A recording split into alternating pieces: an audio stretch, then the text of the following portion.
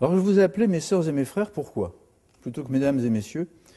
Oh, mes sœurs et mes frères, c'est tout simple, parce que nous sommes d'une certaine manière tous de la même famille humaine.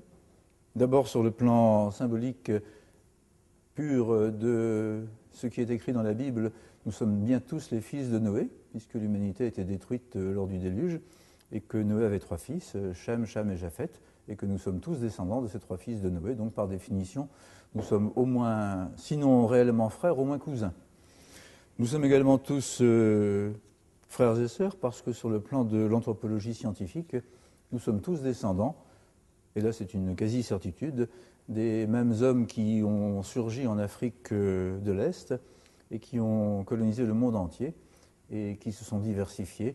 Et du reste, je prends plaisir à rappeler que lorsque les premiers hommes se sont élevés sur la terre de l'Afrique, et donc nous en sommes issus, nous avions tous la peau noire.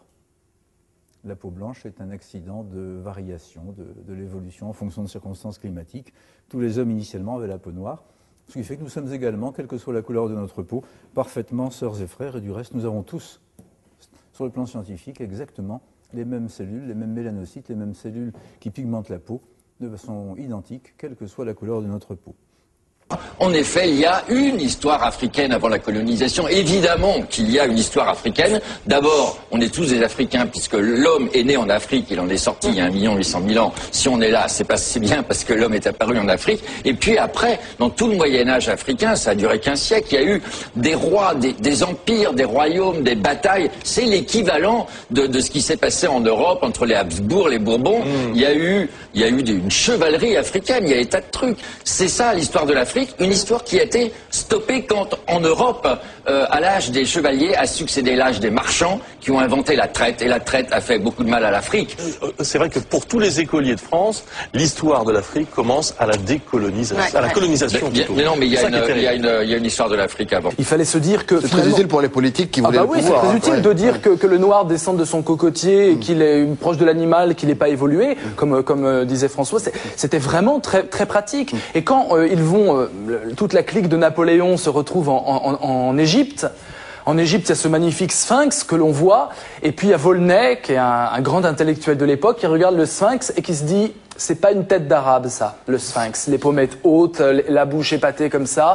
Il regarde les coptes autour, et il se dit « c'est un croisement entre un noir et un blanc. » Enfin, il y a quelque chose de négroïde dans le sphinx. Et évidemment, tout ça, ça a été étouffé. C'est dans ses écrits. Hein, Volney dit « le sphinx est noir. Enfin, le sphinx est plus proche du noir que de l'arabe. » C'est ce qui est logique, puisque les Arabes sont venus largement après la fin de l'Empire égyptien. Oui, mais il y a quand même une précision, parce qu'en Égypte, du nord au sud, vous avez au sud des Noirs et au nord des Blancs. Bien sûr, mais vraisemblablement, c'est de par la Tanzanie que c'est parti, puisqu'ils ont simplement suivi le Nil, et donc après c'était un bassin métissé, mais les premières dynasties, 5e dynastie, les grandes constructions géantes, ce qui fascinait Napoléon à l'époque, il se trouve que c'était peut-être des gens, peut-être pas négroïdes, mais en tout cas noirs de peau, et à l'époque, le noir de peau posait problème. C'est tellement tabou ce que je vous dis là, c'est tellement hallucinant de se dire que peut-être que la civilisation, le début de la civilisation égyptienne pharaonique, ce qui nous émerveille tant, a été bâti par des hommes qui avaient un taux de mélanine assez élevé, qu'il y a même une science qui s'est constituée, qu'on appelle les africanistes, qui existent encore aujourd'hui. Quand vous allez au Louvre, vous avez affaire à des africanistes. C'est quoi les africanistes? Ce sont des blancs spécialisés des noirs, spécialisés de l'Afrique, et qui nous disent à longueur de page, oui, mais c'était pas trop des noirs, non, parce que dans les années 30, on pensait que c'était évidemment des caucasiens qui avaient créé l'Empire égyptien, puis qui étaient repartis dans le nord. C'était tellement merveilleux, ça ne pouvait pas être des noirs, on était en pleine traite négrière. Vous voyez, là, on est vraiment dans un conflit où le Maurras est totalement instrumentalisé. Voilà pourquoi c'est piégé. Voilà pourquoi il faut mettre des pincettes et essayer de trouver, d'inventer des nouveaux mots. Et là, le philosophe peut s'associer aux scientifiques pour qu'on crée des mots faciles plutôt que faire des périphrases en disant génotypes différents, etc. Il y a peut-être des nouveaux mots. Il y a ethnie qui est très à la mode. Ethnie aussi pose d'autres problèmes. L'Occident découvre que c'est l'Égypte, et une Égypte noire, qui a apporté tous les éléments de la civilisation à l'Europe. Et cette vérité, il n'était pas possible de l'exprimer. Voilà la vérité, voilà la réalité. Et ensuite, toute la ligne presque des égyptologues qui ont falsifié l'histoire de l'humanité de génération en génération et qui ont commis un crime le plus grave contre la science et l'humanité. Au sein de ces égyptologues aussi, il y a eu une tendance beaucoup plus modérée qui a essayé d'exprimer une vérité plus ou moins fabrée. Voilà.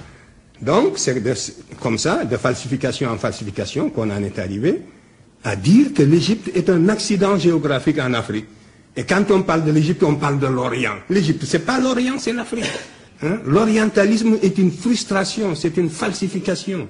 Il faudra bien qu'il arrive un moment où, après 1000 vérifications, quand les Africains seront édifiés sur ces faits, hein, qu'ils prennent leurs responsabilités, et que dans certains domaines quand même, qu'ils s'écartent de l'idéologie, parce que les autres font de l'idéologie, même si aujourd'hui ils occupent le haut du pavé, même si aujourd'hui ils sont les pays les plus développés, ils ont failli dans le domaine de la transmission des connaissances dans le domaine des sciences humaines. Ils n'ont pas été capables, ils ont falsifié, parce que ce sont des savants de très haut niveau, c'est pas par ignorance, mais c'est par idéologie, c'est par réaction purement humaine qu'ils ont falsifié.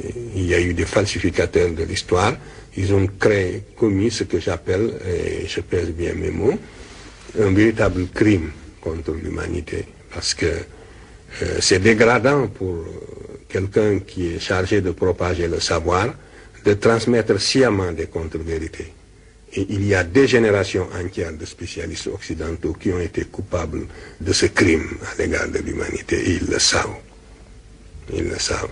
Et après, c'est sur la base de ces faits falsifiés qu'on a formé des générations qui continuent à perpétuer, quelquefois de bonne foi, et qui même, une fois qu'on leur a démontré, qui, une fois formés ainsi, quand on leur démontre la vérité, même au tableau, par éducation, ils ne peuvent plus y adhérer.